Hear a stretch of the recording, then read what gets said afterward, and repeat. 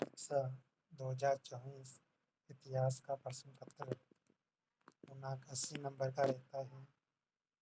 हम यहाँ बात कर रहे हैं पुराने पेपर की। तो पहला प्रश्न है, सिंधु सभ्यता का स्थल कालीबंगन यानी कालीबंगा निम्न में से किस राज्य में स्थित है? तो ये अपने राजस्थान में ही है। मोहनजोदड़ो बस्ती कितने भागों में विभाजित थी? तो 2 भागों में विभाजित थी। तीर्थयात्री स्वेन सांग किस देश से आए थे? स्वेन सांग यानी हैन सांग जो कि चीनी यात्री था, जो हर्षवर्धन के कारण आया था। और ये है, देखो लिखावट थोड़ी सी ऐसी है, पर ये गौतमी पुत्र सातकर्णी किस वंश के प्रसिद्ध शासक थे? तो वो थे सातवाहन को आंध्र से आंध्र कहते थे।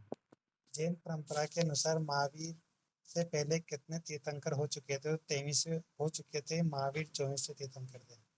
और यहाँ बताना है कौन सा अश्वमेधित है। तो बर्नियर फ्रांस का था, इब्न बतूता मोरक्को का था, यानी मोरक्को अफ्रीका में है, तो अफ्रीका से आया था। पीटर मुंडी ये गलत है, ये इंग्लैंड का था, ये अंग्रेजी याद रखा था, जर्मनी नहीं था।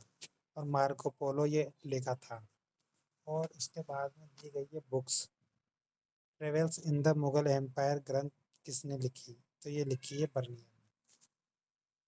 इब्न बतूता को किस शहर का काजी या न्यायाधीश नियुक्त किया गया था? तो दिल्ली का नियुक्त किया गया था। ये मोहम्मद बिन तुगलक के काल में आया था इब्न बतूता। और यवन शब्द किनके लिए प्रयोग किया गया है? सबको पता है, यूनानियों के लिए प्रयोग किया गया है। बंगाल में इस्तमरारी यानी स्थायी बंदोबस्त कब लागू किया गया? तो 1793 में।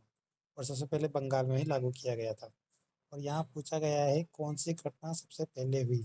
तो देखो, भारत छोड़ो आंदोलन तो 1942 में हुआ, और द्वितीय गौड़ सम्मेलन 1931 में हुआ, और असहयोग आंदोलन 1920, और जलियांवाला बाग हत्याकांड 1919। तो 1919 सबसे पहले क्या हुआ था? 1919।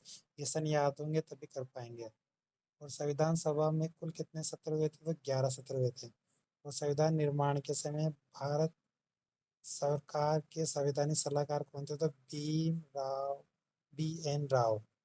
तो ये हैं अपने ये क्वेश्चन, MCQ क्वेश्चन थे, ये पिछले 2024 में आए हुए थे। इसके बाद में है रिक्त स्थान पूर्ति अति लघुरात्मक, उनका वीडियो भी जल्दी आ जाएगा, आप याद कर लीजिए।